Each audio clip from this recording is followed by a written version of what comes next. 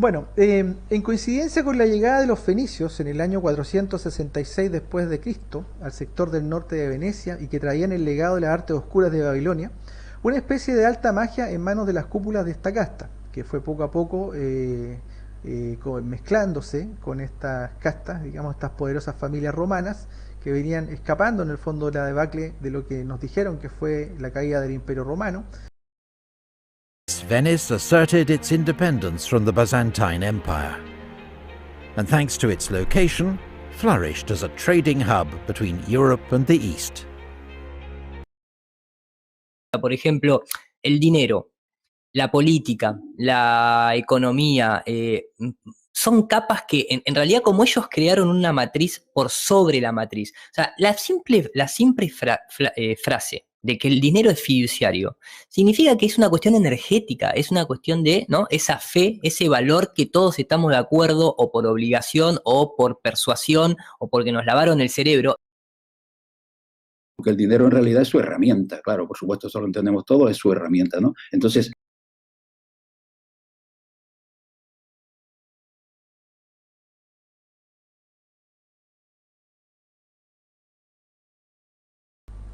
Conforme fue pasando el tiempo, por ahí por el siglo XII comenzaron a llegar oleadas de jázaros oriundos del Volga ruso y de lo que hoy es Turquía, y que comenzaron a mezclarse también con las antiguas familias romanas, tomando sus costumbres y agregando también las de ellos, que eran bastante similares a las babilónicas que trajeron los fenicios en cuanto a rituales, uso de magia antigua y también de tener fama de hábiles comerciantes, razón por la que fueron rápidamente utilizados por las familias nobles descendientes de los emperadores romanos. como así sucedía durante la Edad Media, que los reyes tenían a los Hofjuden, es decir, a los judíos de corte que eran sus prestamistas, no banqueros, no es lo mismo, sus prestamistas, ¿no? Pues para los caprichos del rey de turno, para montar guerra o para sus propios caprichos, ¿no?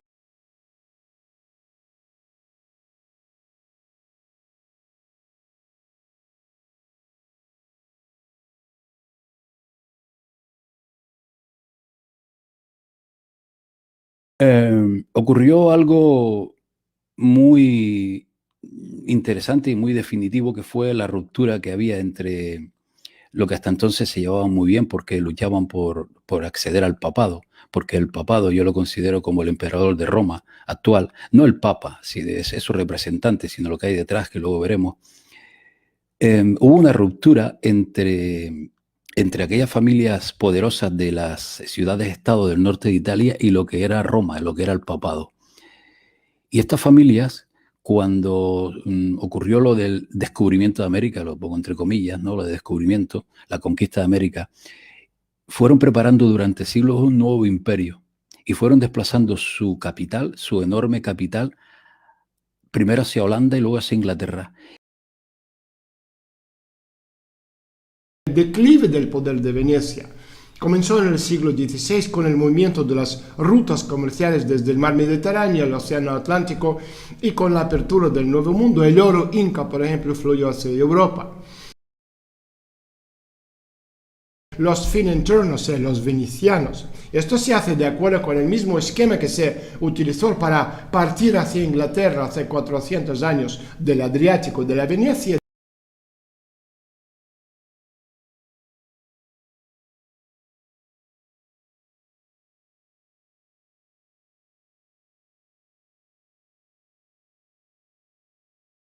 Mismo esquema que se utilizó para partir hacia Inglaterra hace 400 años del Adriático, de la Venecia, después hacia los Estados Unidos hace 200 años.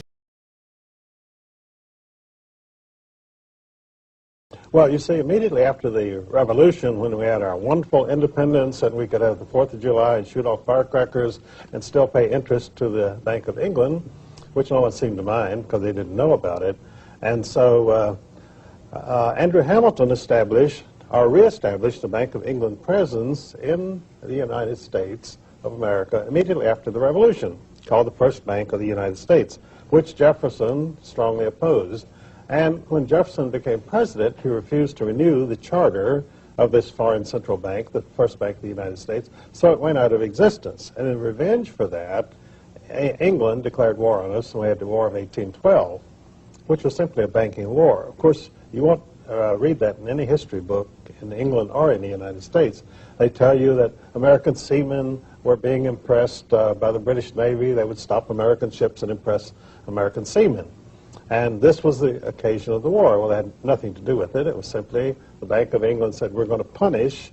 the United States for refusing to renew the charter of the First Bank of the United States.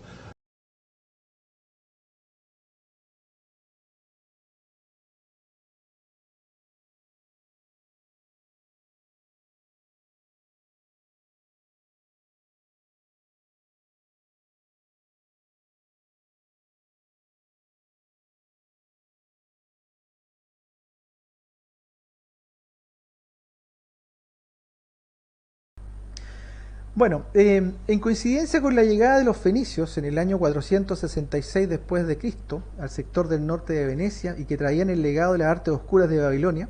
una especie de alta magia en manos de las cúpulas de esta casta, que fue poco a poco mezclándose con estas castas, digamos, estas poderosas familias romanas que venían escapando en el fondo de la debacle de lo que nos dijeron que fue la caída del Imperio Romano. Pero es muy probable que todo lo que está ocurriendo hoy día es el mismo Imperio Romano, simplemente de otra forma. Y estas familias comenzaron a mezclarse y empezaron a configurar en el fondo lo que hoy entendemos como la nobleza negra. Poderosas familias que hoy controlan el destino del mundo bajo la usanza de testaferros y de un intrincado sistema de disfraces, tal como podemos ver en la película, como podemos ver por ejemplo en el Carnaval de Venecia, digamos esa representación típica que vemos del Carnaval de Venecia, de personajes ocultos, es básicamente una representación en espejo, digamos, de la Black Nobility, de la nobleza negra, que ellos literalmente se ocultan, no se ven, tal como pudimos ver por ejemplo en la película Eyes Wide Shut de Stanley Kubrick, que si bien es cierto, usó esas mismas máscaras. No sé si la han visto, si los que la vieron se van a recordar que en las reuniones o misas negras tenían efectivamente máscaras venecianas puestas los asistentes. Y esa es una forma en el fondo de dejar entrever de parte de Stanley Kubrick de que esos son los que mandan realmente. Si bien es cierto, ese era un castillo entre comillas de los Rothschilds, los verdaderos dueños, digamos, del lugar y principales administradores son la familia Rothschild. Es decir, ellos no son los reales dueños del mundo, son los testaferros principales. Son como los secretarios, en el fondo, del poder globalista que nosotros podemos ver y palpar, básicamente. Conforme fue pasando el tiempo, por ahí por el siglo XII comenzaron a llegar oleadas de házaros oriundos del Volga ruso y de lo que hoy es Turquía, y que comenzaron a mezclarse también con las antiguas familias romanas, tomando sus costumbres y agregando también las de ellos, que eran bastante similares a las babilónicas que trajeron los fenicios en cuanto a rituales, uso de magia antigua y también de tener fama de hábiles comerciantes, razón por la que fueron rápidamente utilizados por las familias nobles descendientes de los emperadores romanos para crear el sistema bancario ya no basado en familias, sino en la creación de bancos centrales usureros, desde donde se podría controlar mejor el flujo del dinero y por ende gobernar desde la sombra la economía donde quiera que ellos pusieran esos bancos. De hecho, si nosotros analizamos hoy día cómo funciona el sistema bancario internacional a través de bancos centrales en los diferentes países, podemos ver que en casi todos ellos son independientes, es decir, son como un poder casi del Estado completamente independiente. Pero cuando vemos que ellos están, por ejemplo, en el caso chileno y en el caso prácticamente casi todos los países del mundo, que tienen que estar importando dólares, digamos, desde la Reserva Federal, que es un banco privado, ahí uno puede empezar a darse cuenta que realmente ese banco central no es autónomo, sino que depende de las divisas que importa al país. Y desde esas divisas se imprimen los pesos locales, la moneda local, llámense como se llamen. Y eso significa que los países en el fondo están supeditados al arbitrio del dólar, en este caso, o en el caso de Europa del euro. Y si empezamos a analizar quiénes son los dueños del Banco Central de Europa, que está en Frankfurt, curiosamente la cuna de la familia Rothschild, es decir, ellos partieron en Frankfurt en el 1700 y algo, a partir del patriarca Meyer Amschel-Bauer, que después se cambió el nombre a Escudo Rojo, por el escudo, digamos, de la estrella de 6 puntas que ponía en su casa de cambio en Frankfurt, que era efectivamente la estrella de 6 puntas detrás de sobre un escudo rojo. Rothschild significa escudo rojo principalmente. Entonces sacaron Bauer y pusieron Rothschild, y ahí se fundó la dinastía de los Rothschild, que fue básicamente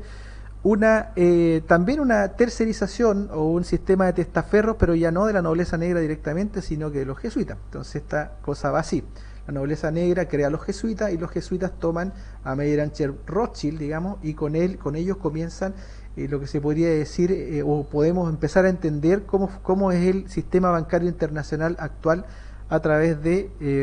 bancos centrales.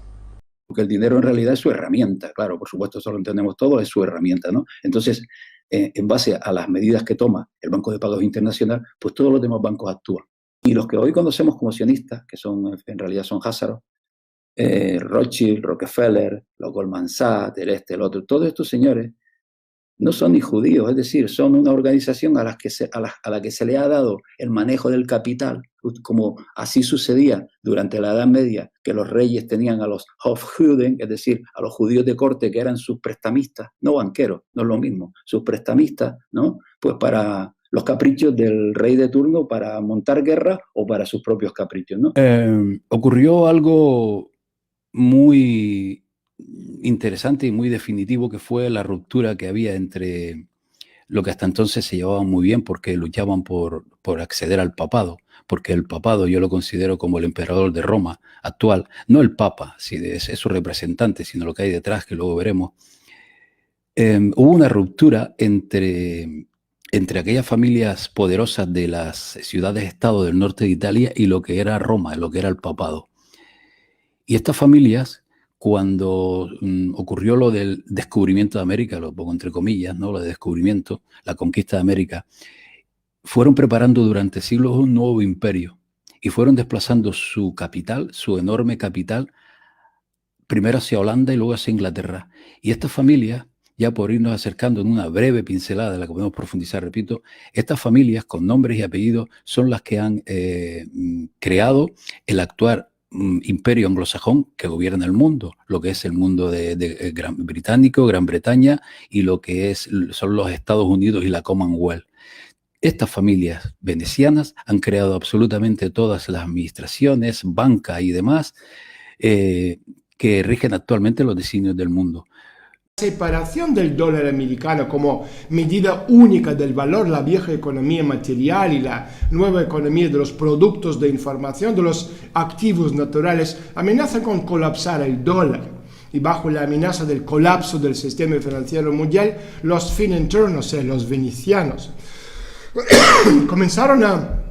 recortar su relación con el dólar americano y trasladar su base de operaciones a China. Esto se hace de acuerdo con el mismo esquema que se utilizó para partir hacia Inglaterra hace 400 años del Adriático, de la Venecia, después hacia los Estados Unidos hace 200 años. Y este despliegue se encuentra ahora en China continental de las redes bancarias Standard Chartered de la familia judía Baruch y Hong Kong Shanghai Banking Corporation o HSBC, que es el banco de los Rothschild y también del banco de inversión Goldman Sachs.